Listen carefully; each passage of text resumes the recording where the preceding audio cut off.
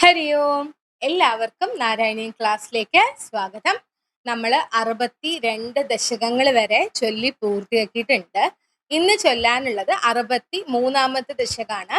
63-ാമത്തെ ദശകം ഗോവർദ്ധനോദ്ധാരണമാണ്. അപ്പോൾ അതിനു മുൻപ് നിങ്ങളോടൊരു കാര്യം പറയാനുള്ളത്, നമ്മള് 54 ദശകം വരെ മാത്രമായിരുന്നു പാരായണത്തിന്റെ വീഡിയോ അപ്ലോഡ് ചെയ്തിട്ടുണ്ടായിരുന്നത്. അപ്പോൾ 55 തൊട്ട് നമ്മൾ ഇതുവരെ ചൊല്ലിയ 62-ാമത്തെ ദശകം വരെ ഞാൻ പാരായണം അപ്ലോഡ് ചെയ്തിട്ടുണ്ട്. അതെല്ലാവരും ശ്രദ്ധിച്ചിട്ടുണ്ടാവും എന്ന് വിശ്വസിക്കുന്നു. പിന്നെ 46-ാമത്തെ ദശകം തൊട്ട് 60-ാമത്തെ ദശകം വരെ ഒന്നിച്ച് ചൊല്ലി പാരായണം മാത്രമായിട്ടുള്ള വീഡിയോയും ഞാൻ അപ്ലോഡ് ചെയ്തിട്ടുണ്ട്. അത് അത്രയും കഴിഞ്ഞ ആഴ്ച ചെയ്യാനുണ്ടായിരുന്നത് കൊണ്ടാണ് കഴിഞ്ഞ ആഴ്ച ഞാൻ പുതിയ വീഡിയോസ് ഇടാതിരുന്നത്. അപ്പോൾ എനിക്ക് ഈ ആഴ്ചയും കുറച്ച് തിരക്കുകളുണ്ട്. എന്ന് വെച്ചാൽ ഇപ്പൊ മോന്റെ സ്കൂൾ തുറക്കാനായി, ബുക്സ്, ബാക്കി കാര്യങ്ങൾ എന്നൊക്കെ പറഞ്ഞാൽ അതിന്റെ പിന്നാലെ കുറച്ച് ഓടണം. പിന്നെ നമ്മുടെ ഒരു 7-8 പേര്, എന്നെയും കൂടെ ഉൾപ്പെടുത്തി ഒരു 8 പേര്, 2 പേര് മോഹിനിയാട്ടം, ഒരു 3 ഭരതനാട്യം, പിന്നെ ഒരു 3 കുട്ടികളുടെ കുച്ചിപ്പുടി അരങ്ങേറ്റം ഉണ്ട്. അപ്പൊ അതിനു വേണ്ടി ഗുരുവായൂരപ്പന്റെ അടുത്ത് പോയി ഞാൻ പ്രോഗ്രാം ബുക്ക് ചെയ്തിരുന്നു കഴിഞ്ഞ ആഴ്ച. അപ്പൊ എല്ലാം കഴിഞ്ഞ ആഴ്ച മൊത്തം തിരക്കുള്ള ദിവസങ്ങളായിരുന്നു എനിക്ക്. അപ്പൊ പ്രോഗ്രാം ബുക്ക് ചെയ്തിട്ടുണ്ട്. അപ്പൊ അതിന്റെ പ്രാക്ടീസും നടക്കുന്നുണ്ട്. അപ്പൊ ജൂൺ 25 എന്ന് പറഞ്ഞാൽ ഇതാന്ന് പറയുമ്പോഴത്തേക്കും ആവും. ആഴ്ചയിൽ 2 ദിവസമല്ലേ ക്ലാസ് വരുന്നുള്ളൂ. അപ്പൊ അതിന്റെ ഒരു തിരക്കുകളും ഇതിനോടൊപ്പം തന്നെ നടക്കുന്നുണ്ട്. അപ്പൊ കുറേ കാലങ്ങൾക്ക് ശേഷം മോഹിനിയാട്ടം അവതരിപ്പിക്കാനാണ് ഇപ്രാവശ്യം തീരുമാനിച്ചിരിക്കുന്നത് ഗുരുവായൂരപ്പന്റെ അടുത്ത്. എല്ലാം ഭംഗിയായി നടക്കാൻ ഭഗവാൻ അനുഗ്രഹിക്കുന്നു വിശ്വസിക്കുകയാണ്. അപ്പോ അതിന്റെ ഒരു തിരക്കുകളും കൂടി ഉണ്ട് കേട്ടോ. അതുകൊണ്ട് ഈ വരുന്ന ആഴ്ചയും കൂടി ഭഗവത്ഗീതയുടെ വീഡിയോ ഉണ്ടാവില്ല. ഞാൻ കഴിയുന്നതും എടുക്കാൻ ശ്രമിക്കാം. അങ്ങനെ എടുത്താൽ അതിന്റെ അടുത്ത ആഴ്ച ഞാൻ എന്തായാലും അപ്ലോഡ് ചെയ്യാം. അപ്പൊ അതൊന്ന് എല്ലാവരും ശ്രദ്ധിക്കുമെന്ന് വിശ്വസിക്കുകയാണ്. അപ്പോൾ നമുക്ക് ഇന്ന് 63-ാമത്തെ ദശകം ചൊല്ലാം. 63-ാമത്തെ ദശകം ഗോവർദ്ധനോദ്ധാരണമാണ്. ഈ ദശകത്തിൽ ആകെ 10 ശ്ലോകങ്ങളാണ് ഉള്ളത്. അപ്പൊ ഇതിലെ വൃത്തം അല്പം മാറി മറിഞ്ഞാണ് ഇരിക്കുന്നത്. എന്ന് വെച്ചാൽ ആദ്യത്തെ ശ്ലോകം ദ്രുത വിളംബിതം എന്ന വൃത്തത്തിലാണ് ഉള്ളത്. 2 മുതൽ 5 വരെയുള്ള ശ്ലോകങ്ങള് മാലിനി എന്ന വൃത്തത്തിലും, പിന്നെ 6 മുതൽ 10 വരെയുള്ള ശ്ലോകങ്ങള് വീണ്ടും ദ്രുത വിളംബിതം എന്ന വൃത്തത്തിലുമാണ് ഉള്ളത്. അപ്പൊ ഈണം നമുക്ക് നമ്മൾ ചൊല്ലിക്കൊണ്ടിരിക്കുമ്പോ തന്നെ വേരിയേഷൻസ് വരും. അപ്പൊ അത് ഒന്ന് എല്ലാവരും ശ്രദ്ധിക്കുന്ന വിശ്വസിക്കുന്നു. അപ്പോൾ നമുക്ക് ചൊല്ലി തുടങ്ങാം. ഓം നമോ ഭഗവതേ വാസുദേവായ. ഓം ശ്രീകൃഷ്ണ പരമാത്മനേ നമഃ. ഓം ദദൃശിരേ കില തത്ക്ഷണമക്ഷതസ്തനിതജൃംഭിത കമ്പിതദിക്തടാ സുഷമയാ ഭവദംഗതുലാം ഗത വ്രജപദോപരിവാരിതരാസ്ത്വയാ ദദൃശിരേ കില തത്ക്ഷണമക്ഷതസ്തനിതജൃംഭിത കമ്പിതദിക്തടാ സുഷമയാ ഭവദംഗതുലാം ഗത വ്രജപദോപരിവാരിതരാസ്ത്വയാ. 63-ാമത്തെ ദശകത്തിലെ ആദ്യ ശ്ലോകത്തിൽ വിവരിക്കുന്നത് നമ്മുടെ 62-ാമത്തെ ദശകത്തിന്റെ തുടർച്ചയായിട്ട് തന്നെയാണ്.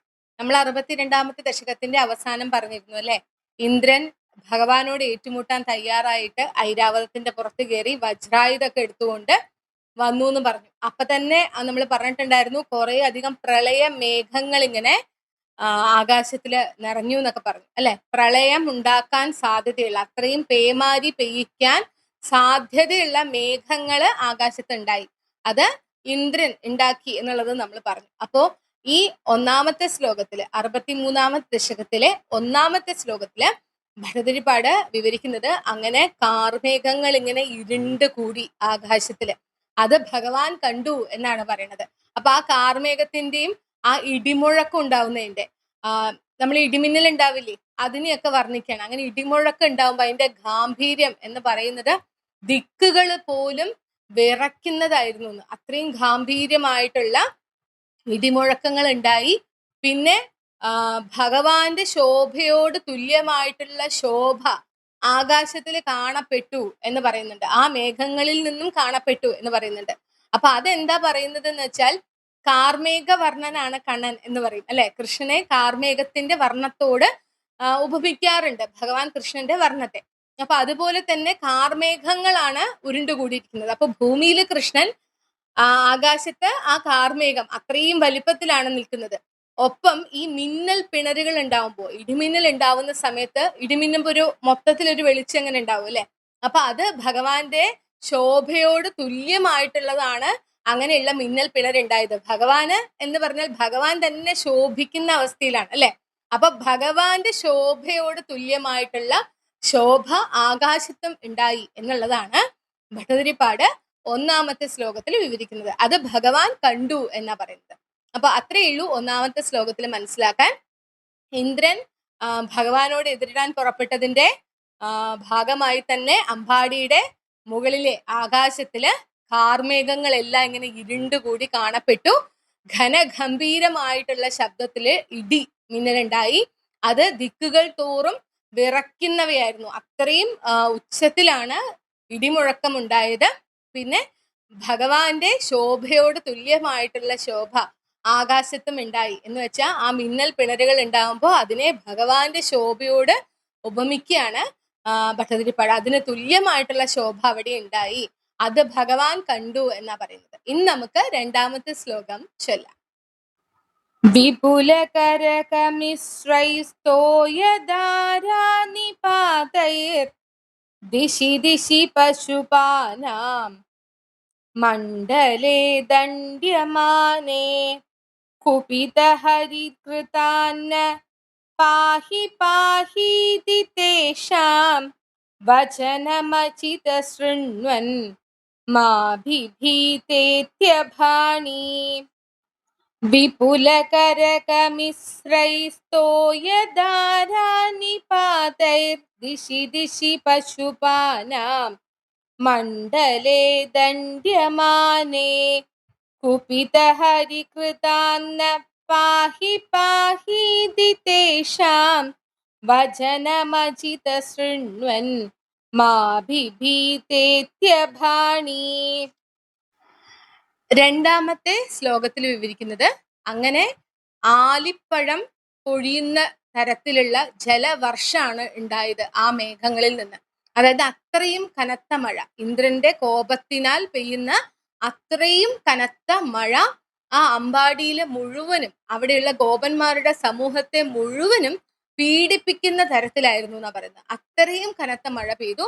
ഗോപന്മാരുടെ സമൂഹം ഇങ്ങനെ വിമ്മിഷ്ടപ്പെട്ടു. എന്താണ് ചെയ്യേണ്ടതെന്നറിയാതെ വിമ്മിഷ്ടപ്പെട്ട് ഭഗവാനെ രക്ഷിച്ചാലും എന്ന് പറഞ്ഞിട്ട്, കൃഷ്ണ രക്ഷിച്ചാലും എന്ന് പറഞ്ഞ് ഭഗവാനെ വിളിച്ചു കരഞ്ഞു.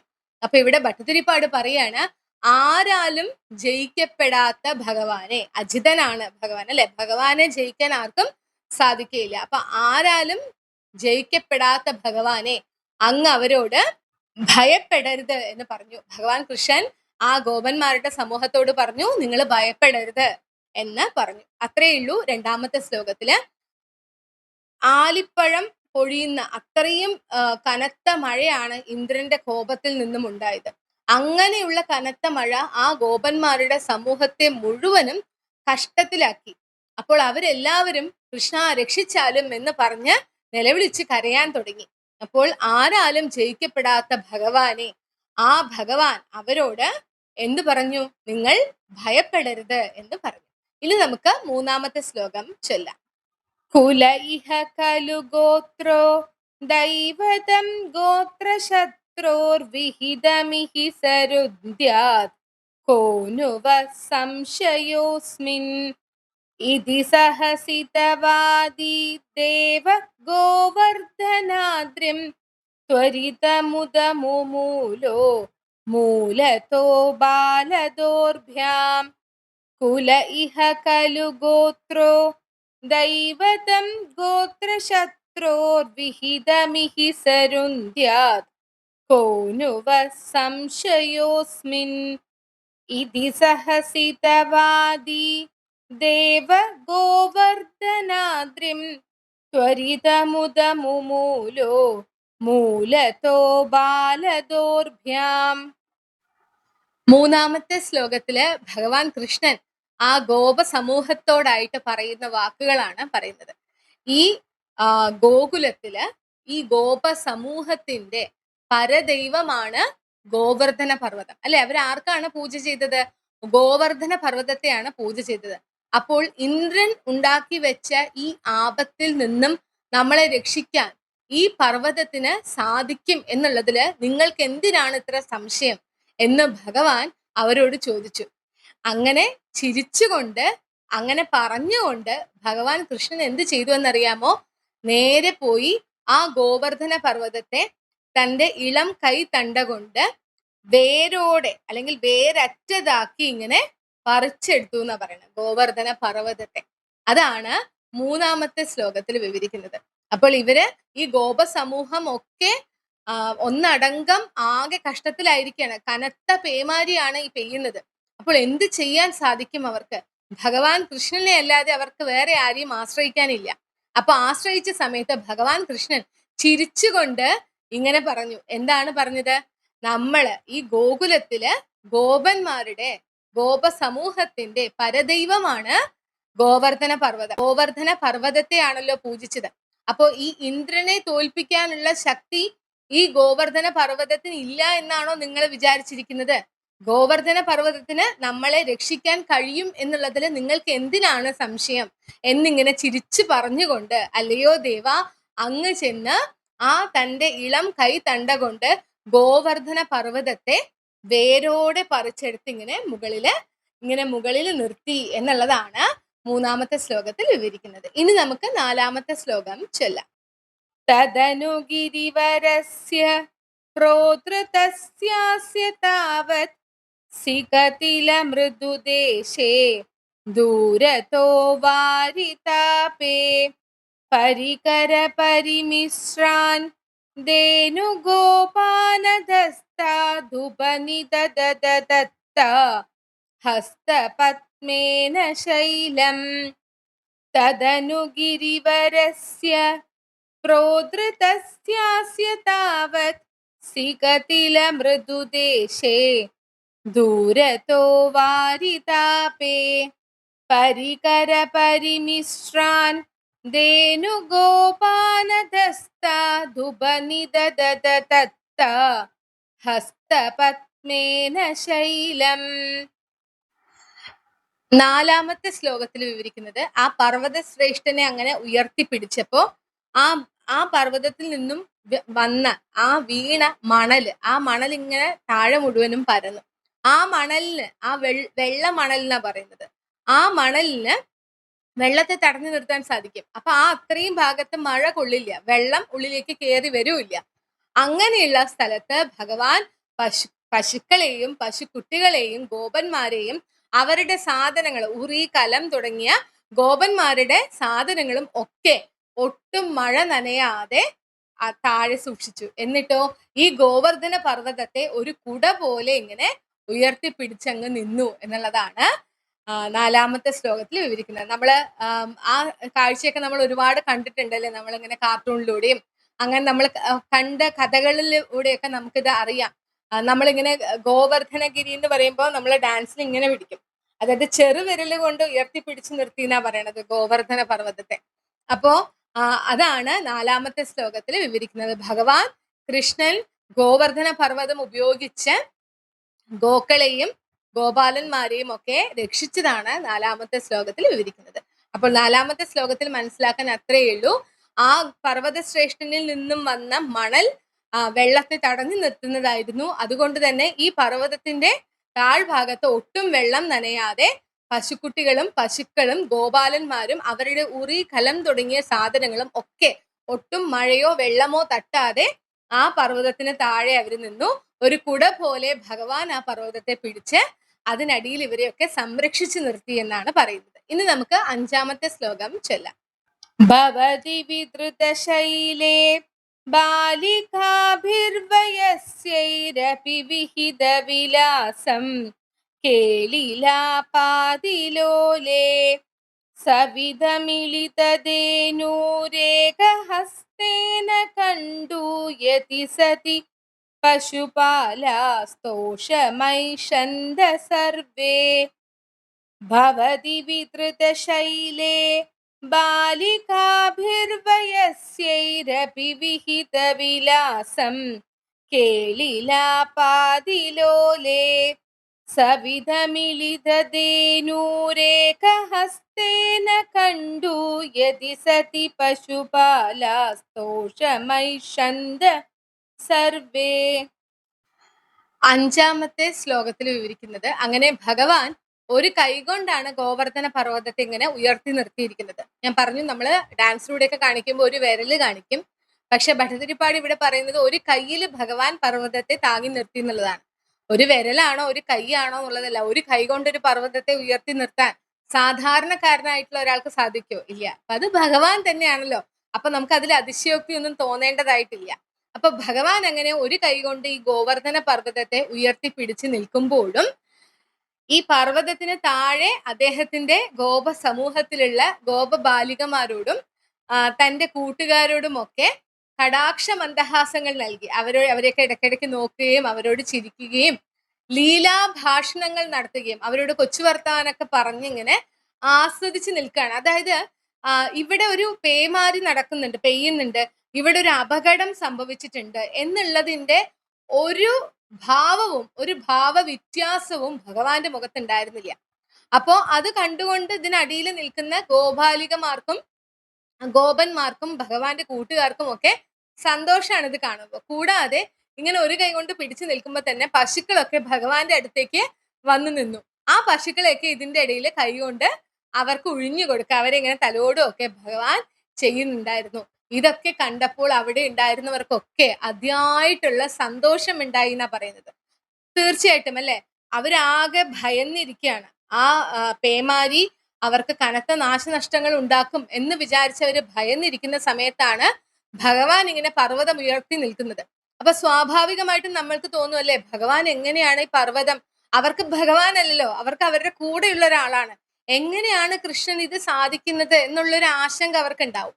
അപ്പൊ ആ ആശങ്ക അവരിൽ നിന്ന് ഒഴിവാക്കാൻ തന്നെ ഭഗവാൻ ഒന്നും സംഭവിക്കാത്തതുപോലെ അവരോട് ചിരിച്ചും ഓരോ കൊച്ചു വർത്തമാനങ്ങൾ പറഞ്ഞ് കളിയായിട്ട് ഓരോ കാര്യങ്ങളൊക്കെ പറഞ്ഞ് അതിനിടയിൽ അടുത്ത് വരുന്ന പശുക്കളെയൊക്കെ ഇങ്ങനെ തലോടി ഒന്നും സംഭവിച്ചിട്ടില്ല എന്നുള്ള മട്ടിൽ നിന്നപ്പോ അതെന്ത് ചെയ്യും, അത് അവിടെയുള്ളവർക്കൊക്കെയും കോൺഫിഡൻസ് കൊടുക്കും അല്ലെ. തങ്ങൾക്കൊന്നും സംഭവിക്കില്ല, കൃഷ്ണൻ നമ്മളെ രക്ഷിച്ചു കഴിഞ്ഞു എന്നുള്ളൊരു കോൺഫിഡൻസ് അവർക്ക് കിട്ടും. അവർക്കൊട്ടും പേടിയോ ഭയമോ ആശങ്കയോ ഒന്നും ഉണ്ടാവില്ല എന്നുള്ളതാണ് നമ്മൾ ഇതിൽ നിന്നും മനസ്സിലാക്കേണ്ടത്. അപ്പൊ അത്രയേ ഉള്ളൂ അഞ്ചാമത്തെ ശ്ലോകത്തിൽ മനസ്സിലാക്കാൻ. ഭഗവാൻ ഒരു കൈ കൊണ്ട് മല ഇങ്ങനെ ഉയർത്തി പിടിച്ചു നിൽക്കുന്നതിനിടയിലും ഗോപാലികമാരോടും ഗോപന്മാരോടും ഒക്കെ കടാക്ഷ മന്ദഹാസങ്ങൾ നൽകുകയും ലീലാഭാഷണത്തിൽ ഏർപ്പെടുകയും ഒക്കെ ചെയ്തു. പോരാത്തതിന് അങ്ങനെ നിൽക്കുമ്പോൾ അടുത്ത് വരുന്ന പശുക്കിടാങ്ങൾക്കും പശുക്കൾക്കും ഒക്കെ തലോടി അവർക്കൊക്കെ തലോടി കൊടുത്തുകൊണ്ട് ഒന്നും സംഭവിച്ചിട്ടില്ല എന്നുള്ള മട്ടിൽ നിന്നു. ഇത് അവിടെയുള്ള ഗോപ സമൂഹത്തെ ഒരുപാട് സന്തോഷിപ്പിച്ചു എന്നാണ് പറയുന്നത്. ഇനി നമുക്ക് ആറാമത്തെ ശ്ലോകം ചൊല്ലാം.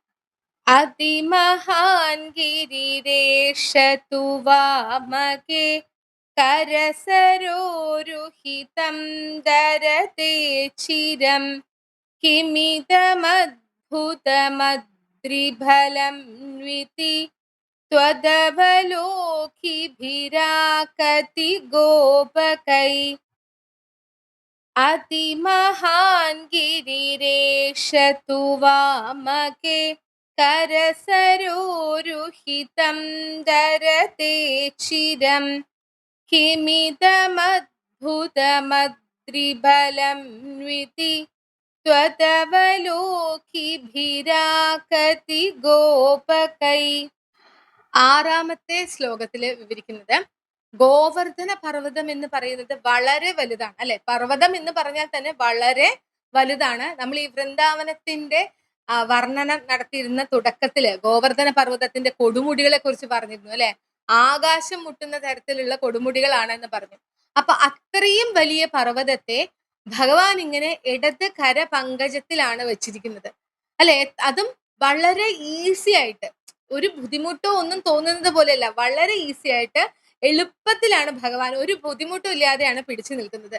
അതും ഒരു കര പങ്കജത്തിലാണ് പിടിച്ചു നിൽക്കുന്നത്. അപ്പൊ അവിടെ ഉണ്ടായിരുന്ന ഗോപന്മാരുടെ സമൂഹം തമ്മിൽ ചർച്ച ചെയ്യാണ്. ഇങ്ങനെ എങ്ങനെയാണ് ഈ കൊച്ചു ബാലനായിട്ടുള്ള കൃഷ്ണന് തന്റെ ഇടത് കര പങ്കജത്തിൽ ഇത്രയും നേരം ഇത്രയും വലിയ പർവ്വതത്തെ പിടിച്ചു നിൽക്കാൻ സാധിക്കുന്നത്? ഇത് ഈ പർവ്വതത്തിന്റെ ശക്തിയാണോ എന്ന് അവരിങ്ങനെ തമ്മിൽ തമ്മിൽ പറഞ്ഞു. അപ്പൊ ഭഗവാൻ അതിലൊരു അതിശയോക്തി തോന്നാതിരിക്കാൻ തന്നെ ആവണം ആദ്യം തന്നെ പറഞ്ഞത്, നമുക്ക് വേണ്ടുന്നതെല്ലാം തരുന്നത് ആരാണ്? ഗോവർദ്ധന പർവ്വതമാണ്. അപ്പൊ ആ പർവ്വതത്തെയാണ് നമ്മൾ പൂജിക്കേണ്ടത്. അങ്ങനെ ഇന്ദ്രൻ എന്തെങ്കിലും ആപത്ത് വരുത്തിയാൽ അതിൽ നിന്നും നമ്മളെ രക്ഷിക്കാൻ, അല്ലെങ്കിൽ ആ ആപത്തിനെ തടയാൻ ഈ ഗോവർദ്ധന പർവ്വതത്തിന് സാധിക്കും എന്ന് ഭഗവാൻ ആദ്യം തന്നെ പറഞ്ഞത് ഇങ്ങനൊരു അതിശയോക്തി അവരിൽ ഉണ്ടാവാതിരിക്കാനാണ്. അപ്പൊ അത്രയേ ഉള്ളൂ 6ാമത്തെ ശ്ലോകത്തിൽ മനസ്സിലാക്കാൻ.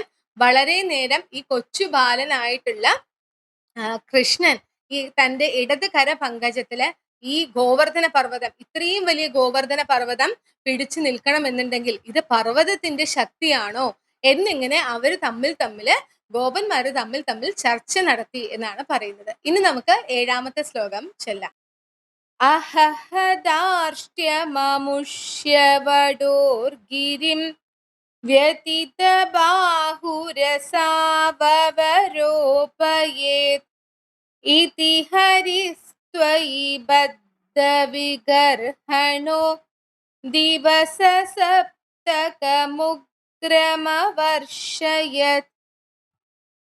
അഹഹദാർഷ്ട്യമമുഷ്യവടോർഗിരിം വ്യതിതബാഹുരസാവവരോപയേത് ഇതി ഹരിസ്ത്വയി ബദ്ധവിഗർഹണോ ദിവസസപ്തകമുഗ്രമവർഷയത്. 7ാമത്തെ ശ്ലോകത്തിൽ വിവരിക്കുന്നത് ഇന്ദ്രന്റെ ചിന്തയാണ്. ഇന്ദ്രൻ അമ്പട, ഈ ബാലൻ, ഇത്രയും ചെറിയ ബാലൻ ഇത്ര സമയം ഈ പർവ്വതത്തെ ഇങ്ങനെ ഉയർത്തി പിടിച്ചു നിൽക്കോ? അവന്റെ ചങ്കൂറ്റം നോക്കണേ എന്ന് പറയാണ്. അവന്റെ ചങ്കൂറ്റം നോക്ക്, എത്ര സമയം ഇങ്ങനെ പിടിച്ചു നിൽക്കും. കൈ കടയുന്ന സമയത്ത് തന്നെത്താനെ ഈ പർവ്വതം താഴെ വെക്കും. ഇങ്ങനെയാണ് കേട്ടോ ഇന്ദ്രൻ ചിന്തിക്കുന്നത്. കൈ കടയുന്ന സമയത്ത് തന്നെത്താനെ താഴെ വെക്കും. അപ്പൊ ഒന്ന് കാണണല്ലോ എന്ന് പറഞ്ഞുകൊണ്ട് 7 ദിവസം നിർത്താതെ ഈ പേമാരി തുടർന്നു എന്നാ പറയുന്നത്. അപ്പൊ ഇന്ദ്രന്റെ മനസ്സിലുള്ളൊരു ഇത് നോക്കൂ. അതാണ് പറയുന്നല്ലേ, കോപം ഉണ്ടാവുമ്പോൾ നമ്മൾ അന്ധനായി തീരും എന്നൊക്കെ പറയുന്ന അതാണ്. വിവേകം നഷ്ടപ്പെടും. അല്ലെങ്കിൽ നമ്മൾ പറഞ്ഞതുപോലെ ഭഗവാന്റെ മായയിൽ പെട്ടതാണ് ഇന്ദ്രൻ. അപ്പൊ ഇന്ദ്രൻ ചിന്തിക്കുകയാണ്, ഇന്ദ്രൻ അറിയാത്തതാണോ ഇത് വിഷ്ണുവിന്റെ അവതാരാണ്, ഭഗവാന്റെ അവതാരാണ് കൃഷ്ണൻ. ഭഗവാനെ കൊണ്ട് സാധ്യമല്ലാത്തതൊന്നും ഈ ലോകത്തിലില്ല. ഭഗവാനെ ആർക്കും ജയിക്കാൻ സാധിക്കില്ല. ഇതൊന്നും ഇന്ദ്രനെ അറിയാതെയല്ല. പക്ഷെ ഇന്ദ്രൻ ചിന്തിക്കുന്നത് നോക്കൂ, എത്ര നിസ്സാരായിട്ടാണ് ചിന്തിക്കുന്നത് നോക്കൂ. എന്താ പറയുന്നറിയാമോ? ഈ ബാലൻ അമ്പട, ഈ ബാലൻ ഇത്ര സമയം ഇതിങ്ങനെ ഉയർത്തിപ്പിടിച്ച് നിൽക്കോ? എന്നാ കാണണമല്ലോ. കൈ കടിയുമ്പോ തന്നെത്താനെ താഴെ വെച്ചോളും എന്ന് മനസ്സിൽ ചിന്തിച്ച് 7 ദിവസം ആ പേമാരി നിർത്താതെ പെയ്തു. അതായത് ആ അമ്പാടിയില്, ആ വൃന്ദാവനത്തിലെ കനത്ത മഴ 7 ദിവസം തുടർന്നു എന്നാണ് പറയുന്നത്. ഇനി നമുക്ക് 8ാമത്തെ ശ്ലോകം ചൊല്ലാം. അചലതി ത്വയി ദേവപദാത്പദം ഗളിത സർവജലേച്ഛഗനോത്കരേ അപഹൃതേ മരുതാമരുതാംപതി സ്വധഭിശങ്കിതധീസമുപാദ്രവത്. അചലതി ത്വയി ദേവപദാത്പദം ഗളിത സർവജലേച്ഛഗനോത്കരേ അപഹൃതേ മരുതാംപതി സ്വധഭിശങ്കിതധീസമുപാദ്രവത്. 8ാമത്തെ ശ്ലോകത്തിൽ വിവരിക്കുന്നത് 7 ദിവസം ഇന്ദ്രൻ കനത്ത പേമാരി പെയ്യിച്ചു. പക്ഷെ ഭഗവാൻ അവിടെ നിന്നും ഒരടി പോലും മാറാതെ പർവ്വതം കണക്കെ ഭഗവാൻ അനങ്ങാതെ തന്നെ നിന്നു. അങ്ങനെ മേഘങ്ങളുടെ ജലമൊക്കെ വാർന്നു പോയി അല്ലെ. മേഘങ്ങള് പ്രളയം വരുത്താൻ സാധ്യതയുള്ള മേഘങ്ങളായിരുന്നു. ആ മേഘങ്ങൾ മുഴുവനും പെയ്തു പോയി. പിന്നെ കാറ്റടിച്ചപ്പോ അത് ദൂരത്തേക്ക് മാറിയും പോയി അല്ലെ. കാറ്റടിച്ചാൽ മഴമേഘങ്ങൾ മാറിപ്പോന്ന് പറയും. അപ്പൊ അങ്ങനെ മാറിപ്പോവുകയും ചെയ്തു. അവസാനം എന്ത് സംഭവിച്ചു? ഇന്ദ്രന് ഉള്ളിലൊരു ഭയം തോന്നാൻ തുടങ്ങി. അതായത് ഇപ്പോഴാണ് തിരിച്ചറിവ് ഉണ്ടാവുന്നത്, ഇത് ഭഗവാൻ വിഷ്ണുവിന്റെ അവതാരം തന്നെയാണെന്നുള്ള തിരിച്ചറിവ് ഇപ്പോഴാണ് ഉണ്ടാവുന്നത്. ഇനി ഇവിടെ നിന്നാൽ കാര്യം ശരിയാവില്ല എന്ന് മനസ്സിലാക്കിയിട്ട് ഇന്ദ്രൻ തിരിച്ച് ഇന്ദ്രന്റെ ദേവലോകത്തേക്ക് തന്നെ, അമരാവതിയിലേക്ക് തന്നെ മടങ്ങിപ്പോയി എന്നുള്ളതാണ് 8ാമത്തെ ശ്ലോകത്തിൽ വിവരിക്കുന്നത്. അപ്പോൾ 8ാമത്തെ ശ്ലോകത്തിൽ മനസ്സിലാക്കാൻ അത്രയേ ഉള്ളൂ. ഭഗവാനെ പരീക്ഷിക്കാൻ വേണ്ടി 7 ദിവസം നിർത്താതെ മഴ പെയ്യിച്ച് ഇന്ദ്രൻ ആ 7 ദിവസവും ഒട്ടും ഒരടി പോലും മാറാതെ പർവ്വതം കണക്കെ ഭഗവാൻ ഈ ഗോവർദ്ധനഗിരിയും ഉയർത്തിപ്പിടിച്ചു തന്നെ നിന്നു. മഴമേഘങ്ങള് ജലമൊക്കെ പൊഴിച്ചു കഴിഞ്ഞ് പിന്നെ കാറ്റ് വന്നടിച്ച് നിർവീര്യമായിട്ട് ദൂരത്തേക്ക് പറന്നും പോയി. ഇനി ഇവിടെ നിന്നാൽ ശരിയാവില്ല, ഒരു ഭയം ഉണ്ടായി ഇന്ദ്രന്. ശരിയാവില്ല എന്ന് മനസ്സിലാക്കി ഇന്ദ്രൻ വന്നിടത്തേക്ക് തന്നെ, അമരാവതിയിലേക്ക് തന്നെ മടങ്ങിപ്പോയി എന്നാണ് പറയുന്നത്. ഇനി നമുക്ക് 9ാമത്തെ ശ്ലോകം ചൊല്ലാം. ശമമുപേയുഷി വർഷഭരേ തഥാ പശുപതേനുകുലേ ച വിനിർഗതേ ഭുവി വിഭോ സമുപാഹിത ഭൂധര പ്രമുദിതൈ പശുപൈ പരിരേഭിഷേ ശമമുപേയുഷി വർഷഭരേ തഥാ പശുപതേനുകുലേ ച വിനിർഗതേ ഭുവി വിഭോ സമുപാഹിത ഭൂധര പ്രമുദിതൈ പശുപൈ പരിരേഭിഷേ. 9ാമത്തെ ശ്ലോകത്തിൽ വിവരിക്കുന്നത്, അങ്ങനെ ഇന്ദ്രൻ മടങ്ങി പോവുകയും കൂടെ ചെയ്തപ്പോൾ കനത്ത മഴ ശാന്തതയെ പ്രാപിച്ചു. ഈ മലയുടെ ചുവട്ടിൽ നിന്ന് ഗോപന്മാരും പശുക്കുട്ടികളും അവരുടെ സാധനങ്ങളും ഒക്കെ എടുത്ത് അവര് മലയുടെ അടിയിൽ നിന്നും മാറിയ സമയത്ത് ഭഗവാൻ ആ ഗോവർദ്ധന പർവ്വതത്തെ ഭൂമിയിൽ തന്നെ വെച്ചു. അപ്പോൾ അതിയായിട്ടുള്ള സന്തോഷം ഉണ്ടായിട്ട് ആ ഗോപന്മാരൊക്കെ കൂടി വന്ന് ഭഗവാനെ ആലിംഗനം ചെയ്തു എന്നുള്ളതാണ് 9ാമത്തെ ശ്ലോകത്തിൽ വിവരിക്കുന്നത്. അപ്പോൾ ഭഗവാൻ അവരെ രക്ഷിച്ചു, അല്ലെ? ഇത്രയും വലിയ പേമാരി പെയ്തു. ഇന്ദ്രന്റെ അഹങ്കാരം കാണിക്കാൻ ശ്രമിച്ചു. പക്ഷെ ആ പേമാരി ഒന്നും അവരെ തെല്ലും ബാധിച്ചില്ല. 7 ദിവസം ഭഗവാൻ ഈ ഗോവർദ്ധന പർവ്വതത്തെ ഉയർത്തി തന്നെ നിന്നു. അതിനിടയിൽ അവരെല്ലാവരും, ആ വൃന്ദാവനത്തിലുള്ള സകല ജനങ്ങളും ആ പർവ്വതത്തിന്റെ ചുവട്ടിൽ സുരക്ഷിതരായിരുന്നു.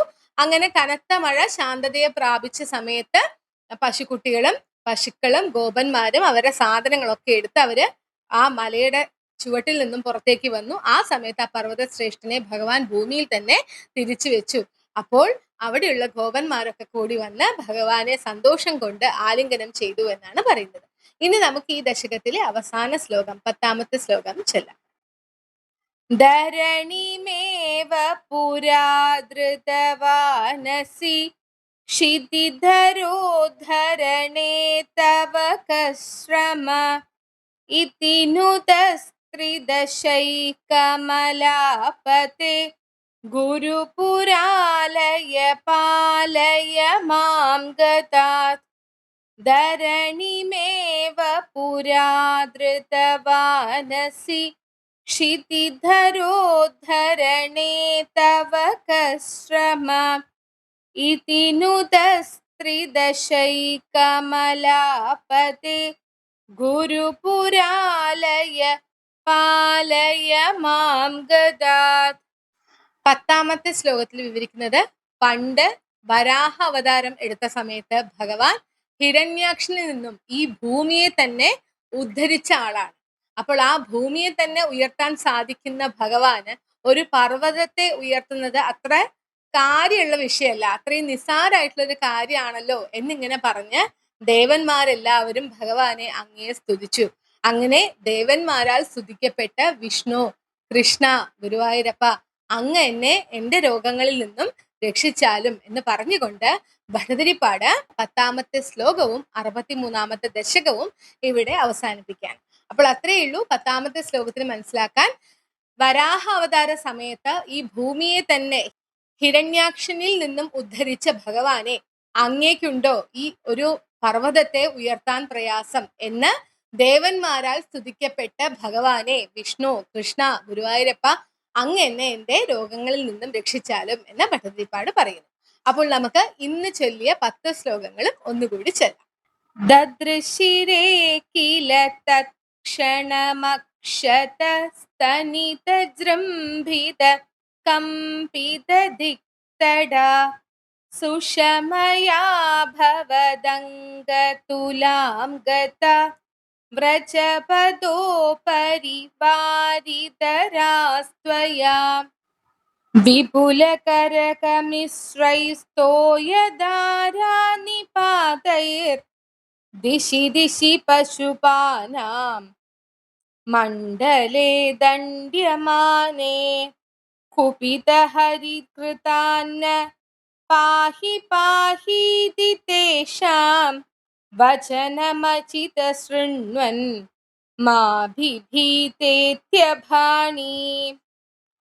कुल इह खलु गोत्रो दैवतं गोत्रशत्रोर्विहितमिहि सरुद्यात् को नु वः संशयोऽस्मिन् इति सहसितवादी देव गोवर्धनाद्रिं त्वरितमुदमुमूलो मूलतो बालदोर्भ्यां तदनु गिरिवरस्य प्रोद्धृतस्यास्य तावत् सिकतिलमृदुदेशे दूरतो वारितापे परिकरपरिमिश्रान् धेनुगोपानदस्तादुपनिदददत्ता हस्तपद्मेन शैलम् भवति विधृतशैले बालिकाभिर्वयस्यैरपि विहितविलासं